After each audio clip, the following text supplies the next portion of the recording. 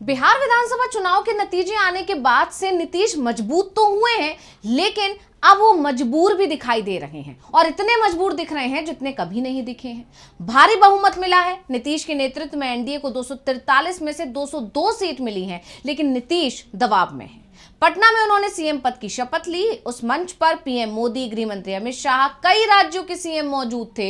NDA का जबरदस्त शक्ति प्रदर्शन किया जा रहा था, लेकिन नीतीश कुमार का आत्मविश्वास हिला हुआ दिख रहा था। मुश्किल से शपथ ले पा रहे थे, अटक रहे थे, जबकि नीतीश कोई पहली बार सीएम पद की शपथ नहीं ले रहे हैं। आप जानते हैं कि सीएम पद की शपथ लेने का रिकॉर्ड नीतीश के नाम पर पहले से ही चला आ रहा है और इस बार उन्होंने 10वीं बार सीएम पद की शपथ ली है।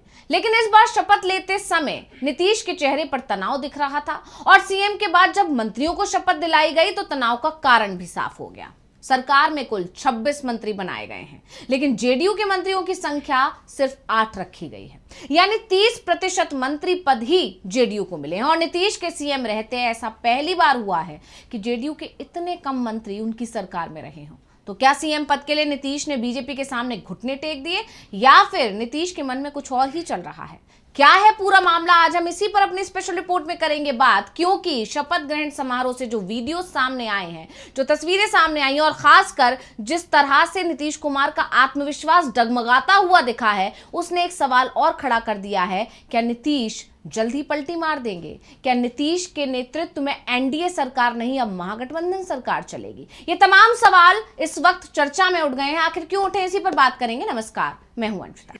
चुनाव से पहले ही जेडीयू ने 25 से 30 एक बार फिर नीतीश का नारा देना शुरू कर दिया था। आपको याद होगा, नीतीश कुमार के चेहरे पर जब मोहर नहीं लगाई जा रही थी, सीएम पद को लेकर नीतीश कुमार के नाम को आगे नहीं बढ़ाया जा रहा था बीजेपी आलाकमान की तरफ से, उसके बाद जेडीयू की तरफ से दबाव बनाया गया और पूरे चुनावों के दौरान ये नारा दिया गया। यही नहीं, जब मतदान के दौरान ट्वीट्स किए जा रहे थे जेडीयू की तरफ से, तो उसमें भी एनडीए सरकार नहीं बल्कि नीतीश सरकार लिखा जा रहा था, जिससे एक बात तो साफ हो गई थी कि सरकार किसी की भी आए, मुख्यमंत्री तो नीतीश ही बनेंगे। अगर एनडीए जीता है तो भी मुख्यमंत्री नीतीश बनेंगे, और अगर महागठबंधन की सरकार आती तो भी मुख्यमंत्री नीतीश ही बनते, ऐसे दावे हो रहे थे। और इसीलिए यह भी देखा गया कि नीतीश कुमार ने चुनाव नजदीक आते आते अपनी ही यानी जेडीयू की सीटों पर ही फोकस करना शुरू कर दिया था। यहां तक कि उन्होंने पीएम मोदी की रैली से भी दूरी बना ली थी, यानी जेडीयू खुद को मजबूत करने में लग गई थी। और जैसे कि जेडीयू की रणनीति थी, उस हिसाब से नीतीश ने मुख्यमंत्री पद की शपथ ले भी ली।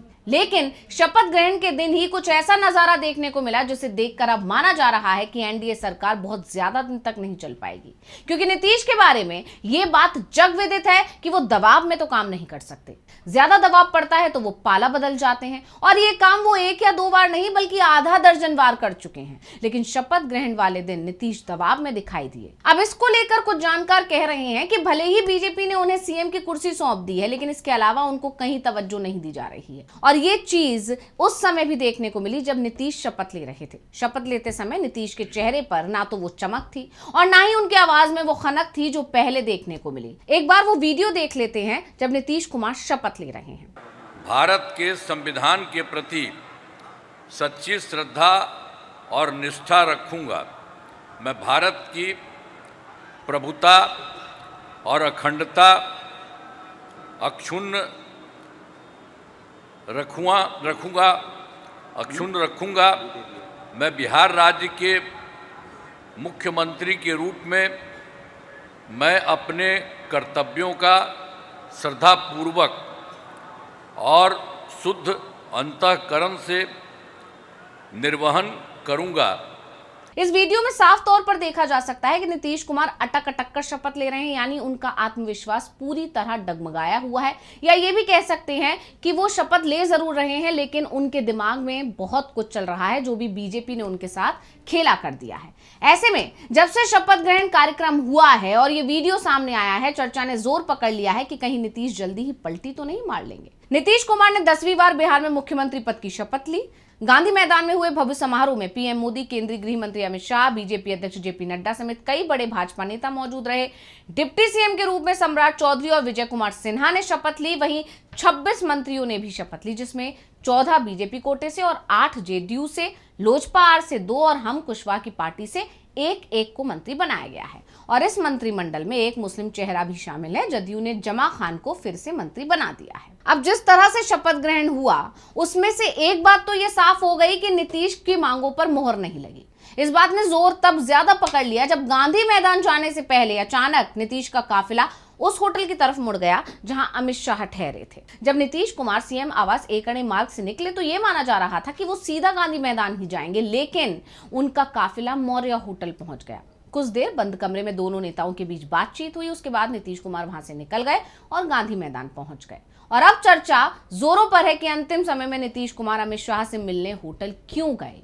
बंद कमरे में दोनों नेताओं के बीच आखिर किस मुद्दे पर और क्या बात हुई। हालांकि माना यह भी जा रहा है कि शपथ ग्रहण से पहले सरकार का स्वरूप फाइनल किया गया होगा। किस दल से कितने और कौन कौन मंत्री बनेंगे ये लिस्ट नीतीश तक पहुंची तो नीतीश आग बबूला हो गए। इसके बाद नीतीश कुमार सीधा अमित शाह से मिलने पहुंच गए, लेकिन शपथ ग्रहण में जिस तरह से मंत्रियों की संख्या रखी गई, यानी सबसे ज्यादा बीजेपी की मंत्रियों की संख्या देखने को मिली, उससे साफ हो गया कि नीतीश की मांग नहीं मानी गई, उनकी बात नहीं सुनी गई। यानी वो अमित शाह से इसी मुद्दे पर चर्चा करने पहुंचे थे, लेकिन अमित शाह ने उनकी बात को दरकिनार कर दिया। हालांकि सीट बंटवारे से ये बात साफ हो गई थी कि बीजेपी इस बार जेडीयू का कद घटाने में लगी हुई है, क्योंकि आप जानते हैं सीट बंटवारे में नीतीश शुरुआत से बड़े भाई की भूमिका चाहते थे, लेकिन इस बार बीजेपी ने बराबरी का फॉर्मूला रखा। लेकिन जब बात मंत्रियों की आई तो बीजेपी अपना कोटा ज्यादा रख रही है और यही बात नीतीश को परेशान कर रही है। बीजेपी के 14 तो वहीं जेडीयू से मात्र 8 मंत्रियों ने शपथ ली, जबकि दोनों ने 101 सीटों पर चुनाव लड़ा था और बीजेपी और जेडीयू की जीती हुई सीटों में सिर्फ 4 सीटों का अंतर है। लेकिन मंत्रियों की संख्या की बात करें तो 6 का हो गया है। इस बात से जेडीयू के अंदर नाराजगी दिख रही है कि जब बराबर का फॉर्मूला सीट बंटवारे में था तो फिर मंत्रियों को लेकर भी बराबर का फॉर्मूला ही रखना चाहिए था, तो आखिर क्यों नहीं रखा गया।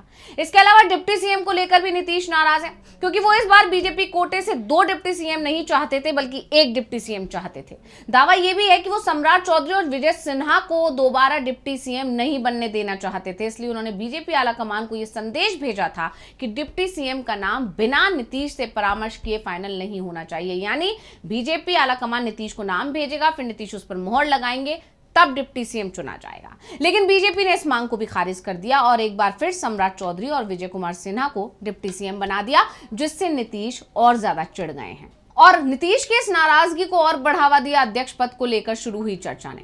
दरअसल विधानसभा अध्यक्ष की कुर्सी को लेकर जेडीयू और बीजेपी में सबसे ज्यादा खींचतान मची हुई है। जेडीयू इस पद को अपने पास रखना चाहती है, वहीं बीजेपी अपने पास। लेकिन अब चर्चा है कि बीजेपी ने नीतीश की ये मांग भी नहीं मानी, क्योंकि भाजपा के वरिष्ठ विधायक और गया टाउन से 9 बार जीत चुके डॉक्टर प्रेम कुमार राज्य के नए स्पीकर बनने की चर्चा ने जोर पकड़ लिया है। यानी बीजेपी ने साफ कर दिया है कि विधानसभा अध्यक्ष का पद तो वो अपने पास ही रखेगी और इस बात ने नीतीश कुमार के तेवर चढ़ा दिए हैं और इसीलिए माना जा रहा है कि नीतीश कुमार के मन में कुछ और चल रहा है। नीतीश कुमार क्योंकि दबाव में काम नहीं कर सकते, इसलिए हो सकता है कि जल्दी वो कोई बड़ा फैसला ले ले। तो स्पेशल रिपोर्ट आपको कैसी लगी हमें कमेंट करके अपनी राय जरूर दीजिएगा। इसी के साथ मुझे दीजिए इजाजत। देखते रहिए डीवी लाइव। नमस्कार।